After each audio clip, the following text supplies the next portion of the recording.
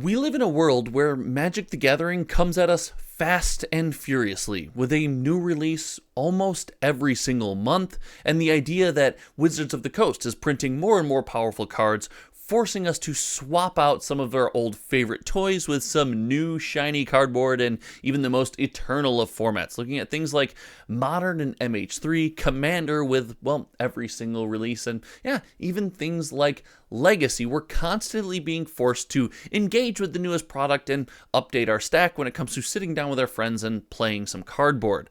But Magic the Gathering Foundations does look to change that at least a little bit, albeit not with Commander. There's some conspiracy theories there we'll definitely talk about, but Foundations looks to normalize Magic the Gathering from a standard format perspective, and more importantly, from a product that people can open where you get a cohesive experience over a larger span of time. Now, will this work or won't this is going to depend a lot on not only is what in the set, but what people use the cards for outside of Standard. It's no big secret, Standard isn't this massive powerhouse that it once was. So today, I want to talk a little bit about Magic the Gathering Foundations, talk about where I think it's going to be useful, where I do believe it is going to miss the mark, and speculate on how it's going to affect the biggest format in Magic. Yeah, that's right, Commander. And does it have anything to do with those recent bans? I don't know. Let's talk about it.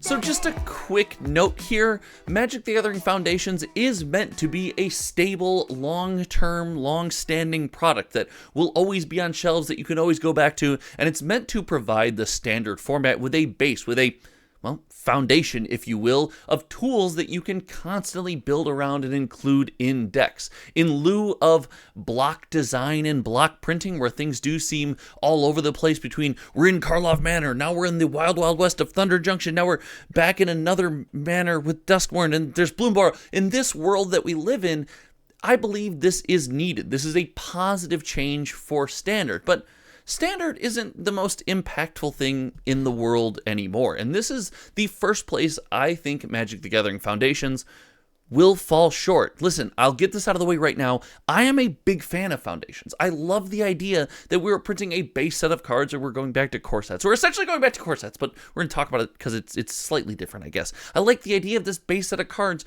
that are always available, that I can always build around. When I'm looking at previews from the next set, I know, like, hey, I have a finite number of cards in my brain. Does this synergize with this from a Standard perspective? That's super fun. And the idea that people who are constantly getting into Magic the Gathering, whether you're buying into the Doctor Who or Fallout releases to get directly into Commander, or buying Commander decks from a recent release like MH3 or Bloomburrow or Duskmourn that we just talked about, you're getting into Commander, you could buy this product to get some iconic Magic the Gathering tools that you might be missing, right? You can get your hands on a Llanowar Elves, you can get your hands on an Anthem. Some of the special guest cards in there, I bet, are probably going to be pretty cool. We'll evaluate those when you come out. But I like this on paper. It's in practice where I think it does fall short. Because while, yes, I think it's important to have a product out there to not only normalize things, but give something for more beginner players, more lower level players, more people seeking a base experience to open, I think those products normally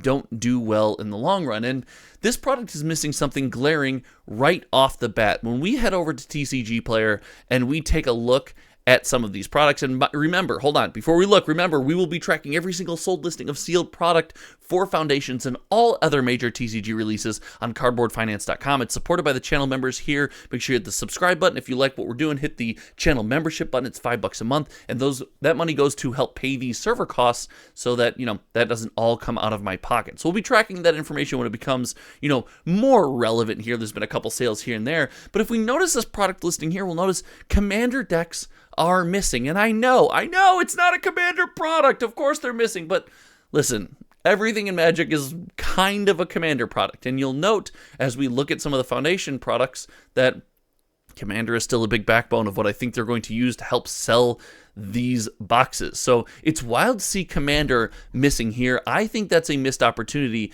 to slap some Commander decks with more basic themes, right? You have an Izzet Spells deck. You could have an Orzhov Reanimator deck, a Gruul Beatdown deck. You could have all of these things as foundational Commander decks.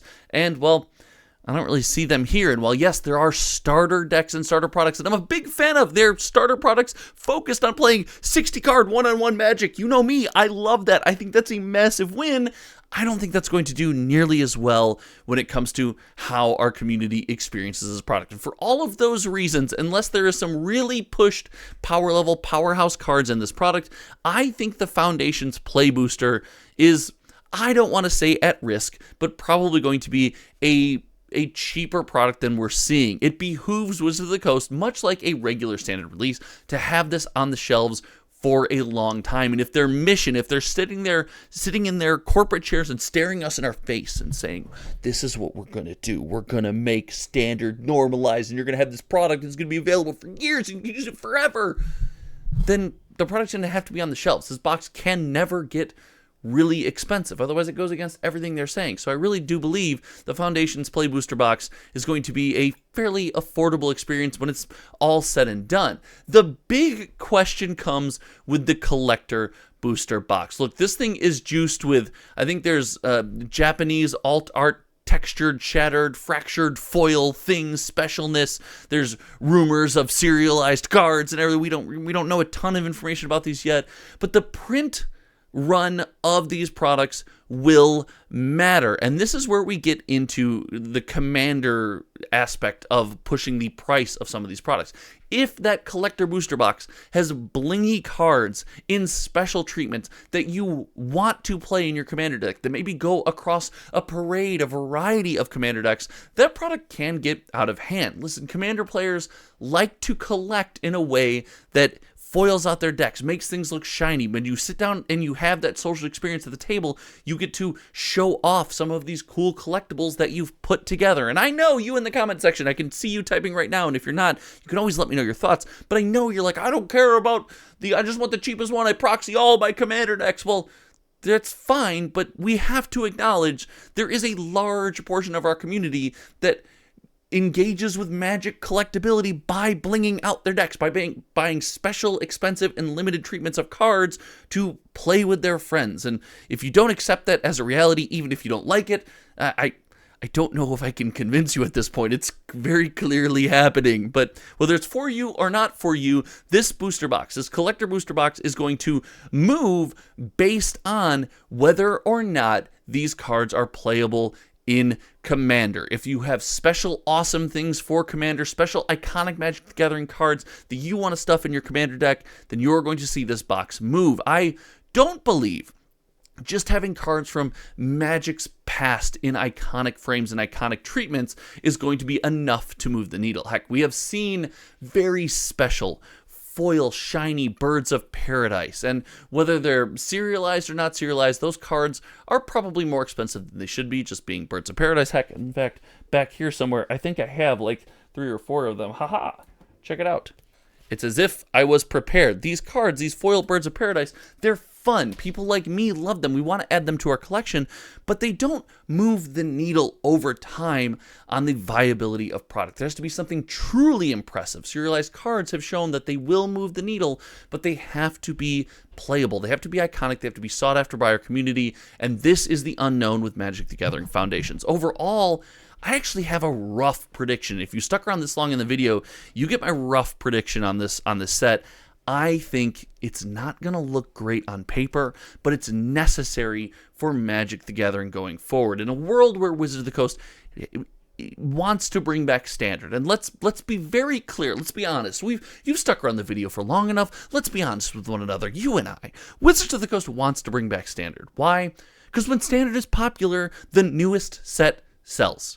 Right? The newest set almost always sells when Standard is a viable Magic format. And no, it's never going to be the biggest Magic format. I don't know if in my lifetime anything will ever be bigger than Commander. But it really helps when other formats are viable ways to play Magic the Gathering. You've done a great job bringing Standard back in some form. I like the extended rotation for more casual fans. You don't feel like all the money you spent and the cards you have bought really just go down the drain. When Wizards of the Coast bans your stuff, they don't ban $120 to $200 cards because, you know, there's not really a ton of those in Standard. There are some looking at you, shoulder it, but other than that, you know, we're normally okay. Our Mana Crypts and our Jeweled Lotuses are safe for the most part.